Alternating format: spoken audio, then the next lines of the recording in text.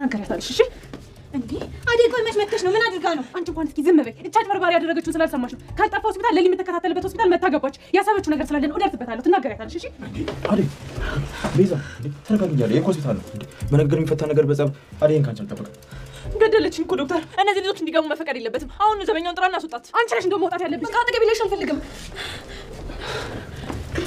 አዴ ኢላዬ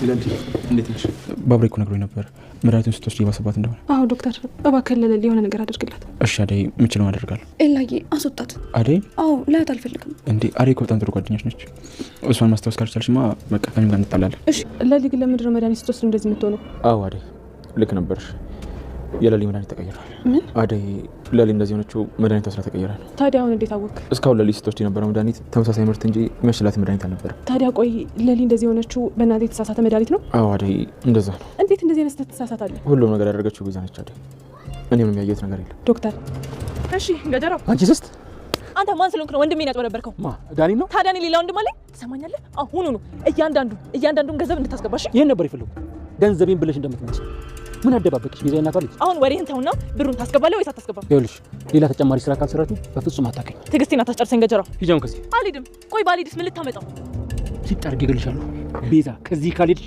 እገልሻለሁ ጥፊውን ከዚህ ልቀቀኝ ምን እያደረግክ ነው ማለት እቆማለሁ ብትይ እገልሻለሁ ቤዛ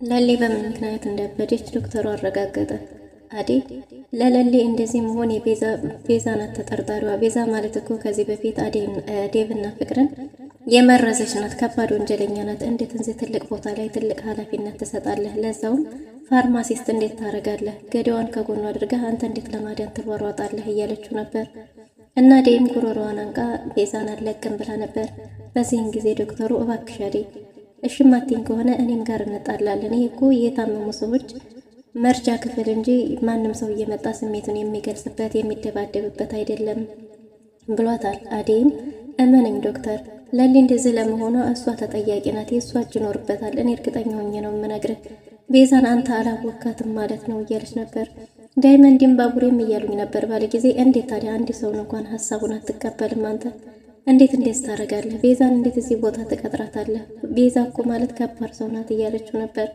ግን ደግሞ እርግጠኛ ሆኜ የምነግርህ አዴ ለሊ እንደዚህ ለመሆኗ ቤዛ እጇ አለበት ብለው ነበር ይሄ ከሆነ አረጋግጬ አዴ እኔ ራሴ እርምጃውን ወስዳለሁ እባክሽ አሁን ግን ይሄ መደባደቢያ ስላልሆነ እባክሽ ሂጂ ብሏት ነበር አዴ መሺ ብላ እንግዲህ ወደ ቤት ተመልሳለች ባቡሬ የለሊ መድኃኒት ሰዓት ስለደረሰ መድኃኒቱን ሰጥቷታል መጀመሪያ ተረጋግታ ደህና እያወሩ እየተጫወቱ በነበረበት ባቡሬን እንጂ ቤኪን አስታውሰዋለሁ ቤኪን እንዴት ረሳዋለሁ ሰነፉ ተማሪ ነበር ሁልጊዜ ዜሮ ነው የሚያመጣው በክፍላችን እያለች ደህና እያወሩ ነበር ግን ደግሞ በስተመጨረሻ ልክ መድኃኒቱን ወዲያው እንደወሰደችው ቅይር ብላበታለች ለሊ መልሳ ተመጨናነቅ ጭንቀት ውስጥ ጩኸት ውስጥ ገብታለች በዚህን ጊዜ ባቡሬ ደውሎ ዶክተሩን ወደዛ እንዲመጣ ጠይቆት ነበር ዶክተሩ እሺ መጣው እስከመጣ ድረስ እንድትረጋጋ አድርጉ እያለ ሳለ ለሊ አዴ ከዶክተሩ ጋር ወደነ ለሊ ጋር እየሄደች ነበር እና ልክ ስታያት ገና ውጭልኝ አንቺ አስመሳይ ነሽ አንቺ ምቀኛ ነገር ትመስልኛለሽ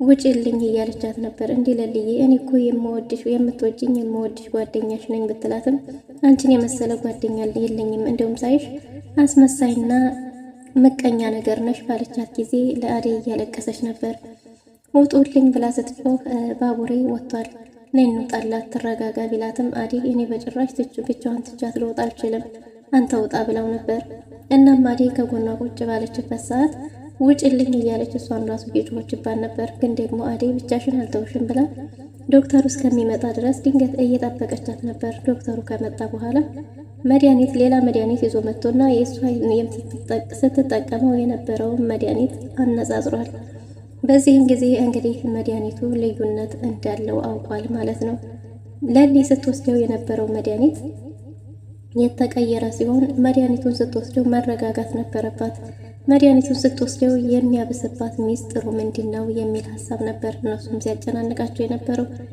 ግን ደግሞ ዶክተሩ አሁን ላይ መድኃኒቱ የተቀየረ መሆኑን ደርሶበታል ማለት ነው እናም እንግዲህ አዴ በጉጉት እየጠበቀች ነበር ዶክተሩ ሌላ መድኃኒት ሰጥቷት ተረጋግታ እረፍት ስታደርግ ወደ አደይ ዘንድ ሄዷል።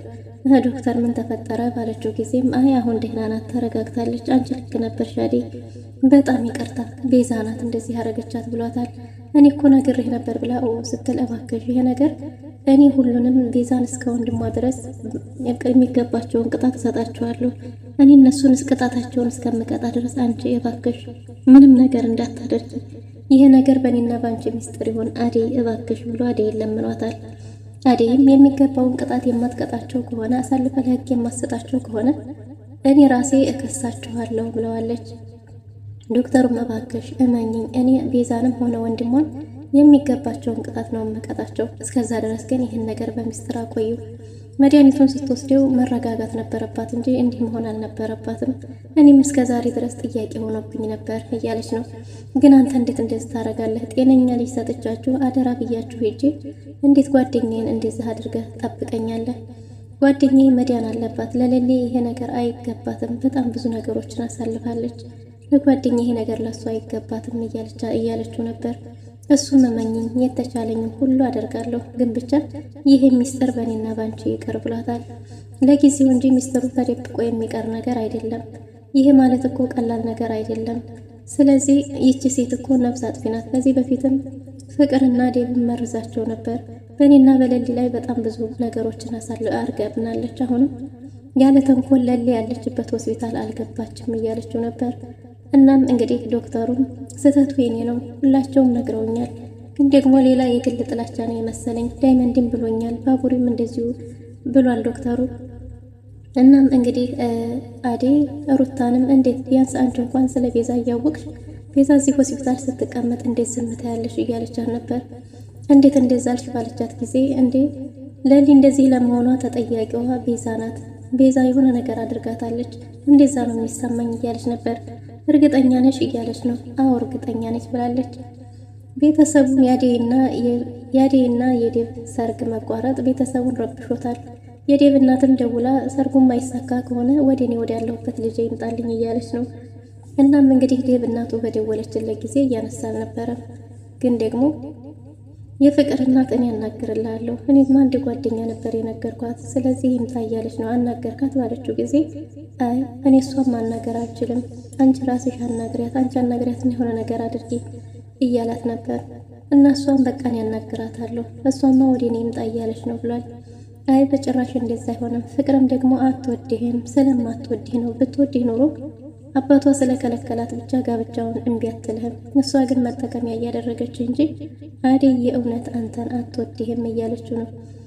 እባክሽ ፍቅር ተይኝ እያለ ሲጨቃጨቁ ነበር። የፍቅር እናት የደረሰችው እንደ ፍቅር ምን እያልሽ ነው ብትላትም አይ ማየ እሷ ስለማትወደው ነው እንጂ ብትወደው ኑሮ አባቷ ስለከለከላት ብቻ ይሄን ነገር ምክንያት ልታረግ አትችልም እያለች ነው። በሌላ በኩል ብርሃን አባቷ ወደ ንጉሱ ዘንድ ቅጣቱን ለመቀበል ሄዷል። ቅጣቱን ልቀበል ልሄድ ነው፣ እኔ ለእናንተ ጥሩ ደረጃ ላይ ትደርሳላችሁ ብዬ ነበር፣ ግን ደግሞ አሁን ንጉሱ ጠርቶኛል እና በተደጋጋሚ እየደገሱ ድግሳቸው ስለተበላሽ አሁን እንግዲህ የሚገባኝን ቅጣት ልቀጣ ወደ ንጉሱ ዘንድ እየሄድኩ ነው ብሏል። እሱ ስራህ ነው እንደፈለግኩን ብለው ነበር ብርሃን። ግን ደግሞ ከአባቷ ጎን ዘወር ስትል በጣም ከፍቷታል። ምክንያቱም አባቷ ምንም አይነት ክፉ ምንም አይነት መጥፋባት ቢሆንም ግን ደግሞ እነሱን ለቁም ነገር ለጋብቻ ብቁ ናቸው ከሚላቸው የተሻሉ ከሚላቸው ሰዎች ጋር ልጆቹ እንዲሆንላቸው ከመፈለግ እንጂ ሌላ ምንም አይነት ነገር አልነበረም። እናም እንግዲህ ከፊቱ ዘወር ስትል ከአባቷ እንባ ተናንቋታል። ፈጣሪ ይከተልህ፣ ክፉ ነገር አይግጠምህ ብላ አባቷን በእንባ ሸኝታ ወደ ቤት ተመልሳለች። ወደ ቤት በተመለሰች ጊዜ እጅግ በጣም ከፍት ብሏት ነበር። በሌላ በኩል እንግዲህ የአደይ አባት ለጫኔና ለወንድሙ አደራ ልጄንም ሚስቴንም ብሏል። እስከምመለስ ድረስ አካባቢውን ጠብቁ፣ አዲስ ነገር ከተፈጠረ ደውሉልኝ፣ በዛ ላይ ደግሞ ልጄንና ሚስቴን ጠብቁ አደራ ብሏቸዋል። አለልኝንም መልሱት፣ ከሁላችሁም እሱ ይሻላል እያለ ነው። ጫኔ ብርሃንን እኛ ብናገባት እዚሁ አብረን ያደግነው ዘራችን ማንነታችን የሚታወቀው የሚል ሀሳብ ላጎቷ አቅርቦ ነበር። አጎቷ ግን እንዴት ተመኝሃት? ምንም ቢሆን እኮ የወንድሜ ልጅ ናት፣ እንዴት እኔ ፊት እሷን እንደዚህ መመኘትህን ትነግረኛለህ እያለው ነበር። እናም ደግሞ እሷ ላይ የጣልከውን ዓይንህን ብታነሳ ይሻልሃል፣ አለዛ ግን ዓይንህን አጠፋልሃለሁ እያለው ነው። አይ እኔማ እኮ እዚሁ የምንተዋወቅ ቤተሰባችን ማንነታችን የሚታወቅ ነን ብዬ ነው፣ ብቻዋን ቀረች ብዬ ነው እያለው ነበር። ወንድ ጠፍቶ ብቻዋን ቀርታ እሱ እንኳን ብቻ ቢሆን የቀረው እሱን እንደማይድራት ነግሮታል። እንግዲህ ብርሃን እናቷ ምን ሆነሽ ነው ለምንድን ነው የተከሽው ብላት ነበር።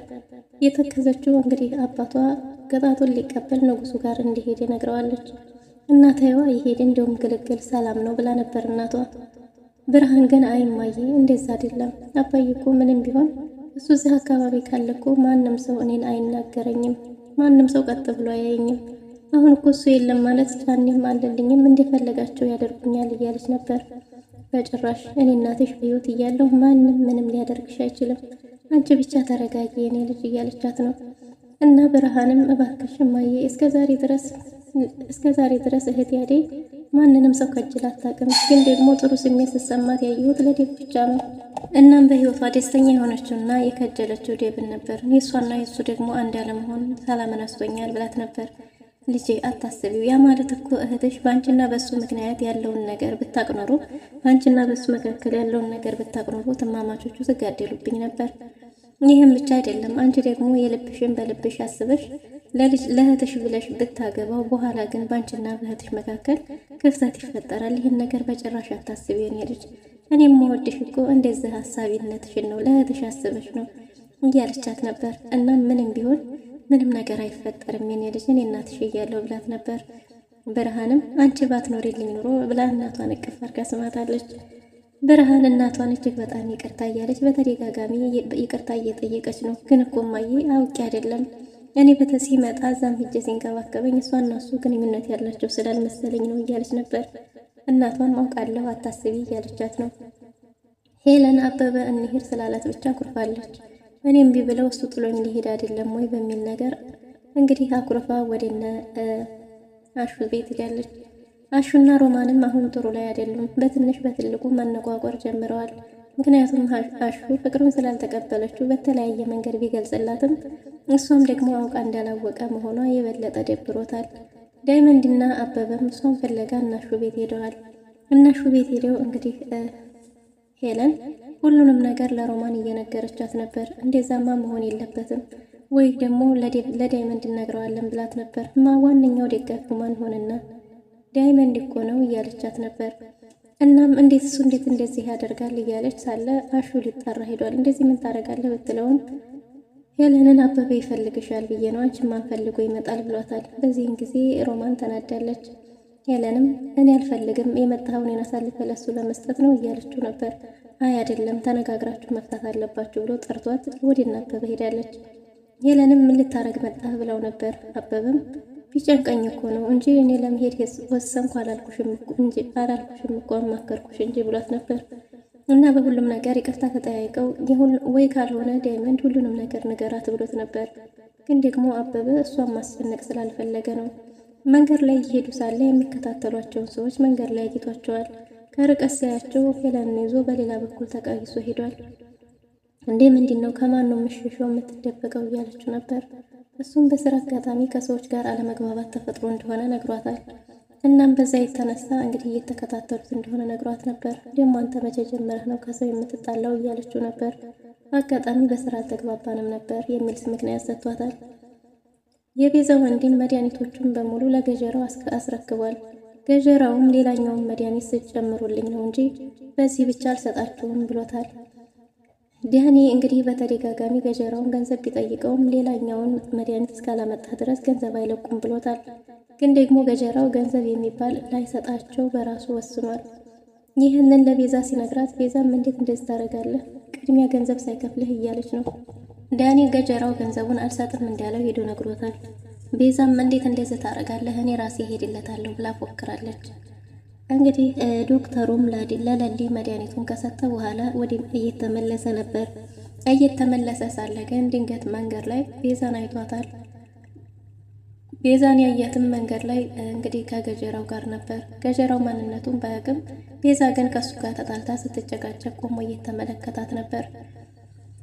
አደይ ስለ ቤዛ ሁሉንም ነገር አውቃለች። አደይ ስለ ቤዛ ሁሉንም ነገር ያወቀችውን ነገር በሙሉ ለባቡሬ ብትነግረው ምን ሊፈጠር ይችላል? ገጀራውም እንግዲህ የእነሱን የመድኃኒት ገንዘብ ይዞ ከሀገር ለመውጣት የወሰነ ይመስላል። እናም ሌላ ተጨማሪ መድኃኒት አምጣ እያለው ነበር።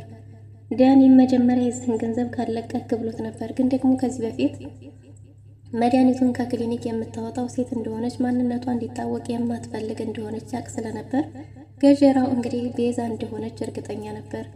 እናም ቤዛ እንዴት ብሩን እንዴት ሳትከፍል መድኃኒቱን ትወስዳለህ ስትለውም እኔም አንድ ቀን እንዲህ እንደምትመጪ ፊት ለፊት አውቅ ነበር፣ ስለዚህ መጣሽ እያላት ነበር። መድኃኒት ብሩን ከፈለጋችሁ ገንዘባችሁን ከፈለጋችሁ ሌላ ተጨማሪ መድኃኒት አምጪ ብሏታል። እሷም በጭራሽ ይሄን አላደርገውም እያለች ነው። እሱም ደግሞ ይሄንን ካላደረግሽ ሌላ ተጨማሪ ገንዘብ አታገኝም ብሏታል። እሷም ደግሞ ገንዘቤን ታመጣለህ አለዛ አልለቅህም ብትለውም እሱም እገልሻለሁ ብሎ ጉሮሯን አንቆ እያስፈራራት ነበር።